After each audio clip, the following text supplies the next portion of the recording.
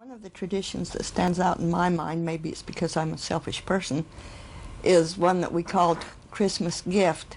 We would all go to bed at night, and the first one after midnight in the morning that hollered Christmas gift loud enough for everyone to hear, then they were the recipient of a Christmas gift from each member of the family, piece of candy That's what I was going to say. Those gifts weren't too... or something like that. So we thought that that was nifty, a neat though. one. And I can remember that we always tried to wake up as soon as we could after midnight so we could get Christmas gift. Did you ever win? Certainly, I was going to say, she was very good at it.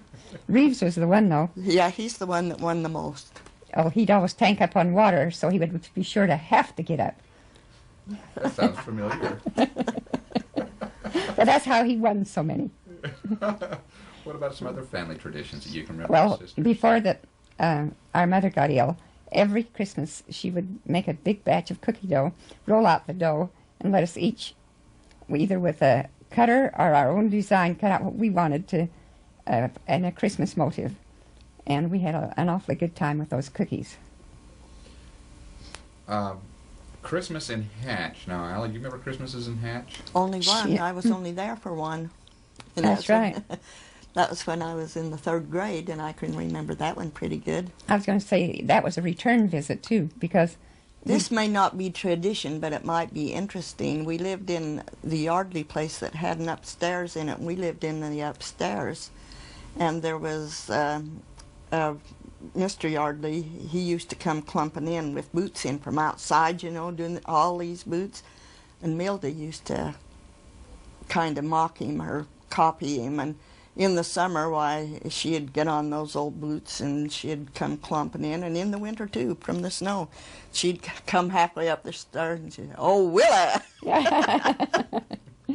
And she'd just copy that guy and get us all in stitches, wouldn't she? Oh, that was the year also of the heavy snow. And it snowed right up to the eaves of the back of the house. The house slanted this way.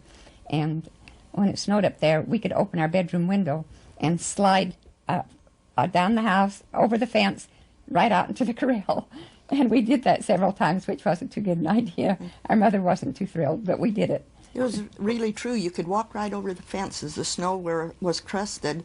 And I can remember that when the snow first came down that deep, Dad had to get the horse and hook it up, and he loaded a tub or something, I don't remember what it was, that he pulled behind the horse to make a trail for us to get to school and a trail to get to anywhere that we needed to go that wasn't at home. So he filled the tub with, say, rocks or Rocks something? or Right, something because- heavy. So it was sort of like a plow. So That's it just correct. scraped a good path for us, and I remember that, him doing that. But it was a lot of snow and a lot of cold that winter. The Yes. coldest winter I can ever remember, as a matter of fact. We were snowed in for a week. And when you'd go downtown or any place, if you did, the kids had a party about every day, since how there wasn't any school because we couldn't go. And it would be up, the snow would be up by your shoulders, sometimes higher than you could see. And you just had to trust yourself as you went down the path to certain houses. And there were no snow plows being used. So you had to sort of remember where people were, recognize the trees out front or whatever. And then even though they'd done the best they could to clean the walk, usually you were wet to your knees from walking in the snow to get to people's houses. How did your dad work it during times like that? Oh, he worked on the road, and sometime he was sent up near what they called the Divide, because the snow was so deep there that whole towns remained closed in like we were then for a month at a time if he didn't go up there and work. Now, they did have some kind of road equipment up there, but he would have to ride the horse. He couldn't get there any other way. So he was working in weather like that. Yes, he was. And that was pretty rough. I remember, too, at that time, when you didn't have very much money, we made a lot of things like molasses candy and a lot of molasses candy. Yeah, and taffy also. We at one time thought, I suppose, that you couldn't have candy unless you had to pull it. But it was a lot of fun, though, a lot of family togetherness, where you really get to know your family and participate together. And I just remember it as good times. Well, I remember the Christmas at Gunnison when we came back, and we had been renting houses up till then, and at that time our dad bought the old cheese factory. It was a good brick building, but it had to have a lot of remodeling done. And we just bought it when we returned from Hatch, and we moved in. Well, there was no remodeling done. In that building, they had a long room at the back that had been their cooler to keep the cheese and the other things that they had there, aging and mellowing and all that. And so we did sort of like the Japanese at Topaz. We partitioned it off with our quilts and sheets to make a bedroom for each person, because it went clear across the back of it. And then in the front of that building, there was a room that had been the office where their business was done. And we thought that would make a good kitchen. However, it didn't last very long as the kitchen, because Reeves, you remember, got very ill. And so by Christmas time, he was ill and had to be in bed, and that he had to be separated from the rest of the family. And so he was in the former kitchen, and we left the last partition on the back side to be the kitchen. And so that was the circumstance we were in, but we couldn't all stay in our bedroom, and we couldn't all stay in the kitchen. So we had a great big old pot-belly stove that Dad put up in the middle of the rest of the factory, and it was very hot on the front side and very cold on the back side. Well, the town Santa Claus, who was George Last, went around to different homes, and he always came in ho-ho-hoing, and he didn't know that we hadn't done the construction in that factory as yet. So here he come waltzing through the front door, not knocking or anything, just come in ho-ho-ho, and his mouth dropped open, and he almost dropped his pack, because there we were clustered around the stove, and he was not prepared for that thing, but he finally came to enough to give us our little sack of candy before he went. But it was so funny, I can still see his face. Could you describe the kinds of gifts that you would receive at Christmas and what made it special? Well, I can tell you one thing. At that time, our mother was one of the best, I don't know what's the right word for it, but she could make money go farther than any person I ever... Best manager. ...ever did see. Dad would give her like $10, and she would get something for everybody in the family. She'd write down on her list what she wanted for each one. Of course, at that time it was Depression time. And we could get all of that for $10 and get it wrapped Yeah. and everything. And I've never forgotten how she could stretch that money over that size of a family. She certainly did.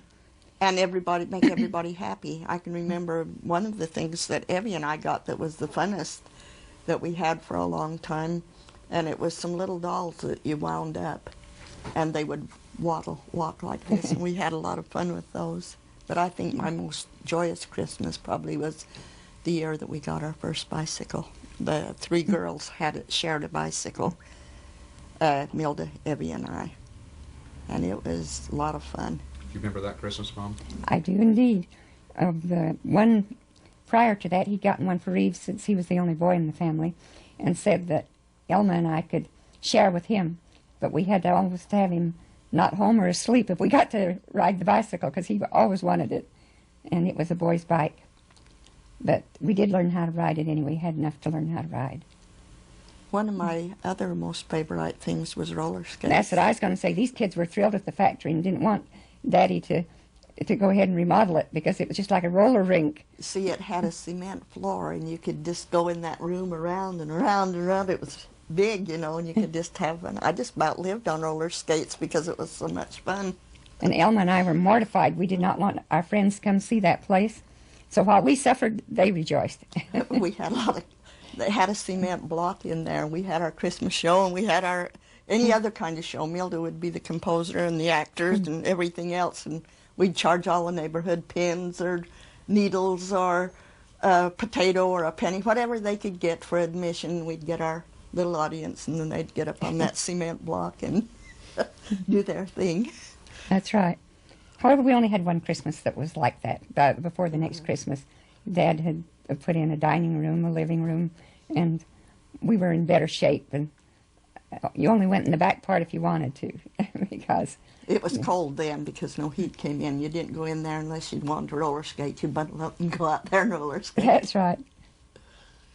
Where did the tradition come from with the orange in the stocking? That came from just about the first I can remember. We always hung up our stocking and you could always expect an orange in it at Christmas time. In the toe, an Right. orange in the toe, and then the Candy other and things. nuts and so forth. Speaking of that, made me think of the year that Milda got so disappointed. As Aldyth mentioned, we usually made molasses candy and some of the other, but the town would always have a tree and excuse me, and some candy and nuts that they gave, and usually they had pretty good candy in those little bags. And so this year, Milda wouldn't touch any of the homemade candy that we made. She was just waiting for the community, and guess what? That's what they had in their bags that year. She came home. She was so mad. More molasses candy. You remember that too, don't you? Yes. Another thing that I remember isn't so much just the family thing, but the community always had a program. They always had a Christmas program, not in church, but a community That's right. program. And a lot of times, some of us kids were in it. Sometimes we weren't. And I always looked forward to those because I thought they were really exciting. I do too. I can almost hear the crunch of the snow under our feet as we went up, because you'd go out around the Christmas tree that they had, and it was just made a big thing. A lot of times the program was right outside. It wasn't always, but... Well, it was more so than not in the earlier Well, parts. I They know it got was. so they started having it inside later on, but in the earliest years, But you just stand there and stomp your feet and listen. try to keep warm. Okay, but now I'd like you